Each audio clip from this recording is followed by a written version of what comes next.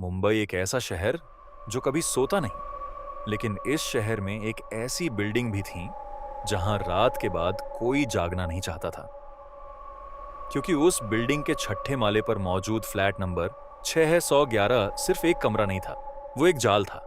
साल 2019 मुंबई के अंधेरी इलाके में मौजूद सी क्राउन रेजिडेंसी नाम की एक पुरानी बिल्डिंग अचानक खबरों में आने लगी। कारण था फ्लैट नंबर 611। लोगों का दावा था कि जो भी उस फ्लैट में कुछ रातें बिताता या तो गायब हो जाता या फिर पूरी तरह बदल जाता। फ्लैट 611 कई सालों से बंद पड़ा था, दरवाजे पर धूल जमी रहती, लेकिन अजीब बात यह थी कि हर रात अंदर से रोशनी दिखाई देती थी। बिल्डिंग के चौकीदार रमेश ने बताया कि कई बार उसने आधी रात को उस फ्लैट के अंदर से फर्नीचर घिसटने की आवाजें सुनी थी, लेकिन जब भी दरवाजा खोला जाता अंदर कोई नहीं होता था। उसी दौरान आदित्य नाम का एक 27 साल का वीडियो एडिटर कम किराए की तलाश में उस बिल्डिंग में रहने आया।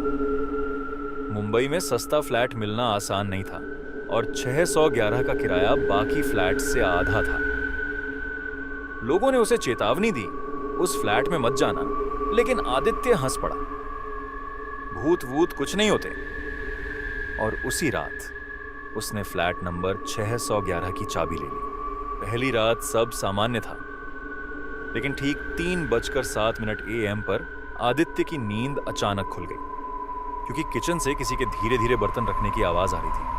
टक टक टक। उसने सोचा शायद बिल्डिंग में कोई होगा, लेकिन तभी उसके फोन पर एक नोटिफिकेशन आया, अननोन नंबर, दरवाजा मत खोलना। अगली सुबह आदित्य ने पूरी बात को मजाक समझा, लेकिन उस रात उसने अपने कैमरे रिकॉर्डिंग पर छोड़ दिए। सुबह जब उसने फुटेज देखा तो उसका खून जम गया। वीडियो में रात 3:07 पर बेडरूम का दरवाजा खुरात से अपने आप खुलता है, और फिर कैमरे में कुछ सेकंड के लिए एक औरत दिखाई देती है।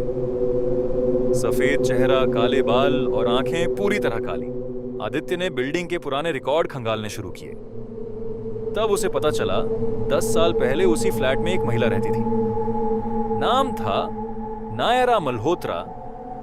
एक रात अचानक पूरे फ्लैट में आग लग गई। जब पुलिस अंदर पहुंची, नायरा की लाश तो मिली, लेकिन उसका 6 साल का बेटा कभी नहीं मिला। उस रात आदित्य को फिर वही आवाज सुनाई दी, लेकिन इस बार आवाज दीवार के पीछे से आ रही थी। उसने दीवार पर हाथ मारा, थक थक। अंदर कुछ खोखला था। डरते हुए उसने वॉलपेपर हटाया और उसके पीछे एक छोटा दरवाजा छिपा हुआ था। दरवाजा खुलते ही एक सड़ी हुई बदबू पूरे कमरे में फैल गई। अंदर छोटे छोटे बच्चों के खिलौने पड़े थे, दीवारों पर अजीब निशान बने थे, और कमरे के बीचों बीच एक पुराना वीडियो कैमरा रखा था। कैमरा ऑन करते ही स्क्रीन पर नायरा दिखाई दी। वो रो रही थी। अगर कोई ये वीडियो देख रहा है तो मेरा बेटा अभी भी यहीं है, इस फ्लैट में। और तभी कैमरे के पीछे किसी बच्चे की आवाज आई, मम्मी, कोई अंदर आ गया। अगले दिन आदित्य अचानक गायब हो गया।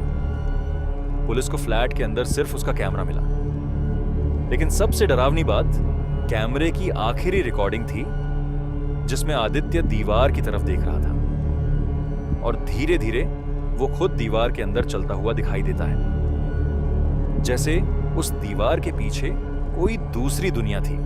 आज भी मुंबई की उस बिल्डिंग में फ्लैट नंबर 611 बंद पड़ा है, लेकिन बिल्डिंग के लोग कहते हैं हर रात ठीक 3:07 पर उस फ्लैट की लाइट अपने आप जल उठती है और अंदर से एक बच्चे के खेलने की आवाज आती है।